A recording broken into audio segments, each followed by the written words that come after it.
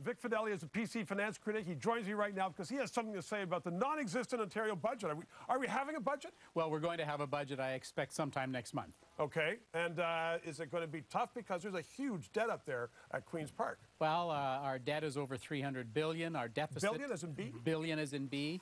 Our deficit is forecast to be $12.5 billion this year, but very shortly today I expect the finance minister to actually tell us, remarkably, it's come in less yet again this year. Okay, so generally governments, when they come back in power and they have a majority, and they know they've got to deal with the spending ways, they give you tough medicine at the start so that in 4 years' time, when the election comes along, they can say, oh, well, you know, we're all in good shape now. Is that going to happen in this budget, do you think? Tough medicine? It's interesting. I mean, you would think it will, but what they've done is they've thrown out a bunch of shiny baubles to distract all of us. They've talked about beer and wine sales. They've talked about selling part of hydro. But really, if you look at, say the budget's 500 pages, you've got 499 pages of really bad news and 1 page of shiny things that they're hoping you and I will spend time talking about. Do you think that there should be tough medicine, Vic? Oh, there has to be. The Auditor General came out very recently, just in December, and told us if you don't restrain spending, you're going to start crowding out, was her words, the things that are important to people in Ontario. Let's talk about the politics of that. You're a seasoned politician, and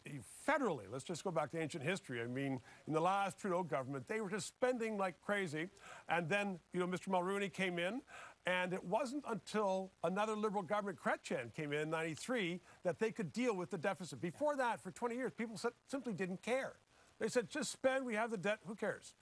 Are we in that situation provincially now? Well, it could be. I mean, at a luncheon with the Fraser Institute about a year ago, I asked a question of the speaker, and I said, why is this not on anybody's radar? And the answer was, look, until people realize there's a problem, they're not going to care to talk about it. So that's what our job is, to ring the bell. Okay, let's talk about ringing bells. You were a leadership contender. You bowed out in favor of Christine Elliott. The stories out a few weeks ago, and I just want to get the facts from you, are that she did not have as many memberships sold as Patrick Brown, and therefore it seemed to a lot of people saying, well, I mean, she's lost.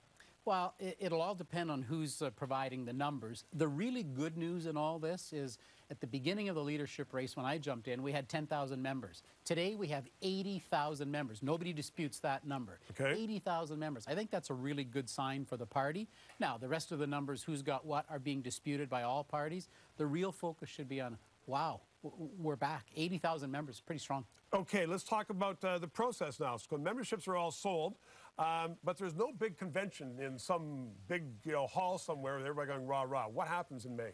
On the 3rd of May, there's an advance poll. So in all 107 ridings, you go and you vote in your own riding. You physically have to go and vote? Physically go and vote, and you can vote for your first, your second, and your third choice.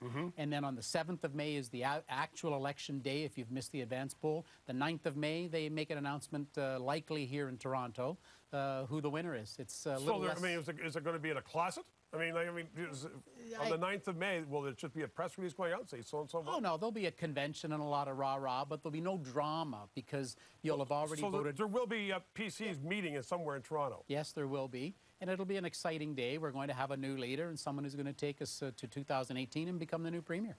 We'll be chatting later on. Vic Fedeli, always a pleasure. Thanks very much. We're going to take a quick break. When we come back, details on that fire in the city's West End that has sent 7 people to hospitals.